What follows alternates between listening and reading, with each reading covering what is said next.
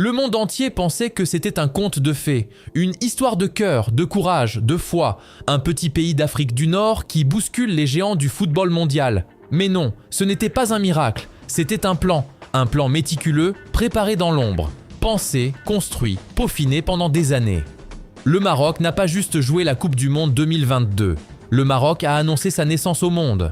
Ce soir-là, quand tout un peuple chantait dans les rues de Doha, quand les yeux de millions d'Africains se remplissèrent de fierté, le monde découvrait enfin ce que certains savaient déjà. Le Maroc n'est plus un outsider. Le Maroc est en train de devenir une puissance. Et si je te disais que tout cela n'est que le début, que derrière les victoires, les cris, les drapeaux et les émotions se cache une stratégie froide, précise et visionnaire. Un projet pensé comme une machine de guerre footballistique où chaque pièce, du centre de formation jusqu'au banc de touche, a été placée avec soin. Alors si tu veux comprendre comment un pays africain est en train de redéfinir le football mondial, installe-toi. Abonne-toi si ce n'est pas déjà fait, mets ton like si tu veux soutenir ce travail, parce que ce que tu vas découvrir maintenant va changer ta vision du football. Pour comprendre le plan du Maroc, il faut revenir en arrière, bien avant 2022. Avant les exploits, avant les caméras, avant les cris. Le football marocain, pendant longtemps, a été une succession d'espoirs brisés. Des générations entières de talents perdus dans des structures mal organisées, dans un système souvent victime de sa propre passion. Les stades vibraient, les supporters chantaient, mais dans les coulisses, tout était fragile. Les clubs manquaient de moyens.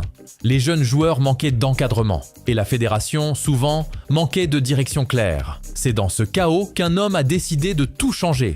Fouzi Lekjaa, nom discret, visage calme, mais regard déterminé. En 2014, il prend la tête de la Fédération royale marocaine de football. Et dès son arrivée, il comprend une chose. Si tu veux changer le destin d'un pays, tu dois commencer par changer sa structure. Lekjaa ne voulait pas seulement réparer un système, il voulait créer un modèle marocain unique, inspiré des meilleurs, mais adapté à la réalité du pays, à son âme, à sa culture.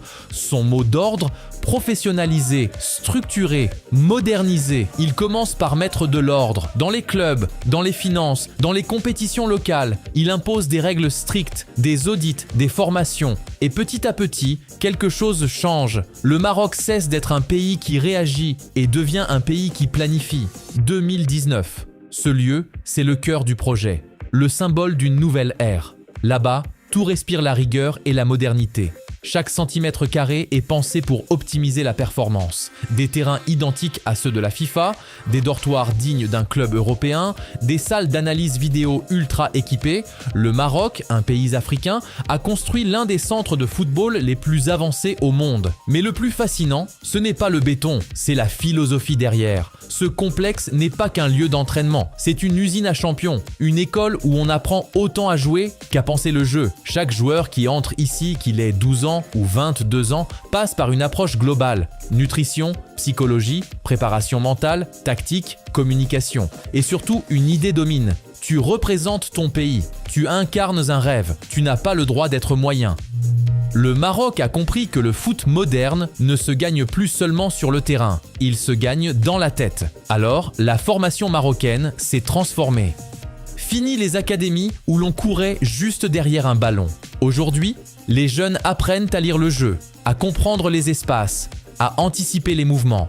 Mais plus encore, on leur apprend à être responsables, à devenir des leaders. Les coachs marocains ne forment pas seulement des joueurs, ils forment des hommes conscients de ce qu'ils représentent. Quand un jeune de l'académie Mohamed VI signe son premier contrat, on ne lui parle pas que d'argent ou de football, on lui parle d'attitude, d'humilité, de nation, et ça, c'est une différence fondamentale. Le Maroc ne veut pas juste créer des talents, le Maroc veut créer des ambassadeurs, des joueurs qui incarnent une mentalité, celle de la rigueur, du respect, du courage. Et cette philosophie, on la voit déjà dans les visages de cette nouvelle génération, ces jeunes qui jouent à sans peur, avec la tête haute, prêts à affronter les plus grands, parce qu'ils savent d'où ils viennent. Et quand on comprend cela, on commence à voir que cette réussite n'a rien du hasard. Mais peut-être que le coup le plus intelligent du Maroc, celui qui a vraiment changé la donne, c'est la politique des binationaux. Pendant longtemps, des centaines de jeunes talents marocains grandissaient en Europe, mais portaient le maillot d'autres sélections. La France, les Pays-Bas, la Belgique, l'Espagne. Le Maroc a décidé de changer ça, de tendre la main à ces jeunes, de leur dire « Tu peux être né ailleurs, mais tu es des nôtres ». Et cette phrase a touché des cœurs. Hakimi, Mazraoui, Ziyech, Boufal, Amrabat, Ounahi. Des joueurs talentueux mais surtout fiers d'avoir choisi le drapeau rouge et vert. Derrière cette stratégie, il n'y a pas seulement de la diplomatie, il y a de l'émotion, de la connexion. Les dirigeants marocains ont pris le temps de parler, de convaincre, de donner du sens à ce choix. Et peu à peu, une génération entière a dit « Je veux jouer pour le Maroc ». Parce que le Maroc croit en moi. Cette politique n'a pas seulement renforcé l'équipe, elle a créé une identité hybride, puissante, cosmopolite, des joueurs formés en Europe, mais qui portent dans leur cœur les valeurs africaines. Et c'est cette combinaison unique qui va faire du Maroc non seulement une équipe compétitive, mais une équipe universelle. À ce stade, le plan prend forme. Les fondations sont posées, les talents sont là, la structure est solide. Mais il manquait encore quelque chose. Un homme, un visage, un symbole, et cet homme, c'est Walid Regragui. Walid Regragui, un nom que peu connaissaient avant 2022, mais qui, en l'espace de quelques semaines, est devenu celui d'un héros national.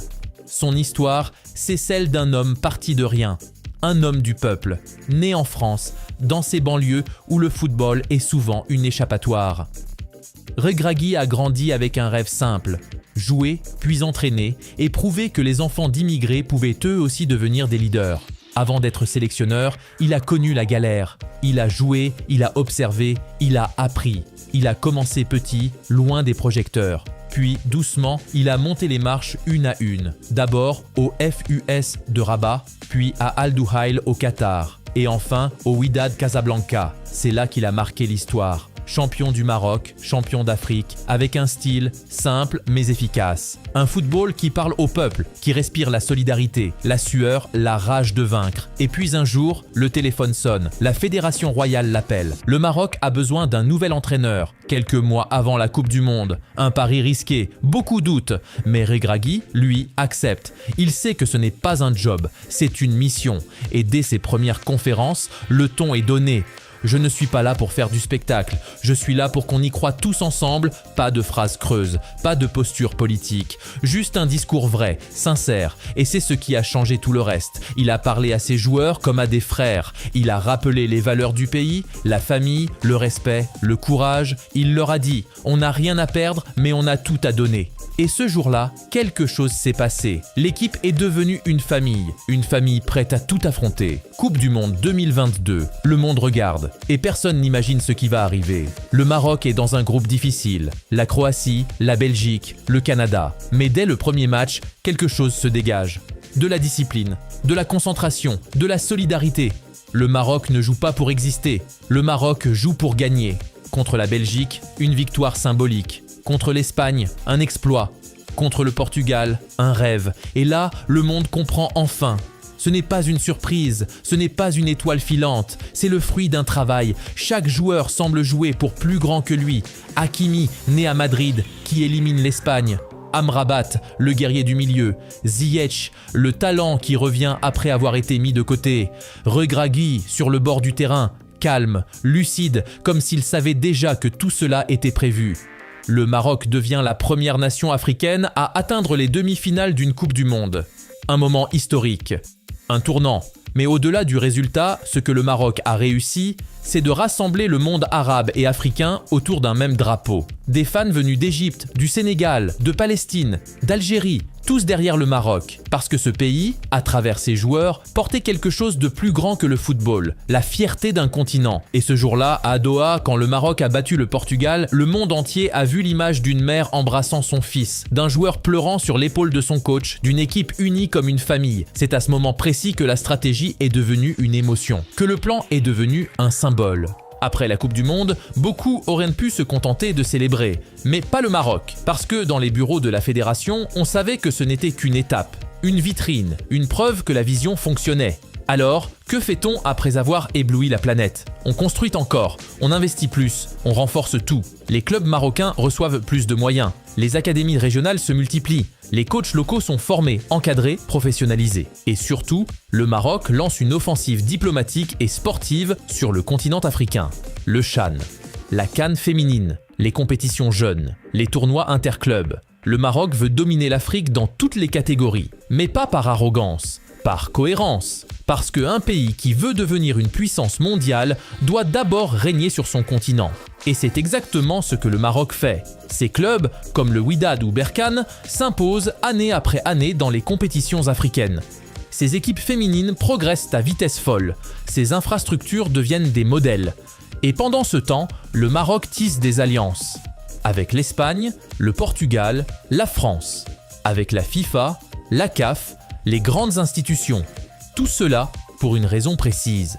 L'année 2030 n'est pas choisie au hasard, c'est une date symbolique et c'est la prochaine grande étape du plan. Le Maroc vise un objectif clair: devenir la référence du football africain et accueillir la Coupe du Monde. Mais au-delà de l'événement, ce que le Maroc prépare, c'est un modèle durable. Des écoles de football dans tout le pays, des ligues féminines renforcées, des infrastructures aux normes européennes, des partenariats avec les plus grands clubs du monde. Le pays veut que chaque jeune, du nord au sud, puisse rêver et avoir les moyens de réaliser ce rêve. Et quand on regarde ce chemin, on comprend que tout est lié. De l'Ekja à Regragui, du complexe Mohamed VI à la Coupe du Monde 2022, chaque étape est une pièce d'un puzzle.